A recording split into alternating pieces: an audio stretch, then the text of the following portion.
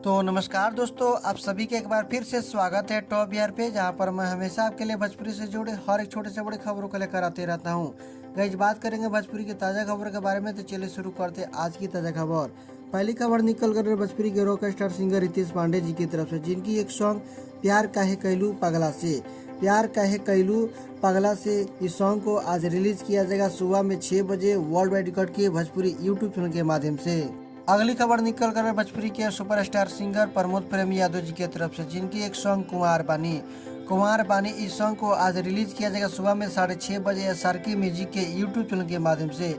अगली खबर निकल कर भोजपुरी के ट्रेंडिंग स्टार खेसारी लाल यादव की तरफ से, जिनकी एक सुपर हिट ब्लॉकबस्टर सॉन्ग पग घुंघरू बांध इस सॉन्ग का फुल वीडियो सॉन्ग को रिलीज किया जाएगा 20 अक्टूबर को सारेगामा हम भोजपुरी के यूट्यूब चैनल के माध्यम से सुबह में 11 बजे। अगली खबर निकल कर भोजपुरी के सुपरस्टार परवेश लाल यादव जी की तरफ से, जिनकी एक सुपर हिट मूवी घूंघट में घोटाला 2 इस मूवी का ट्रेलर आज रिलीज किया जाएगा सुबह में 6:30 बजे इंटरटेन रंगीला के यूट्यूब चैनल के माध्यम से। अगली खबर निकल कर भोजपुरी के पावर स्टार पवन सिंह की तरफ से, जिनकी एक सुपर हिट मूवी हम है राई प्यार के इस मूवी के एक सॉन्ग को रिलीज किया जाएगा, जिस सॉन्ग का नाम है मदमस्त मलंग जोगिया।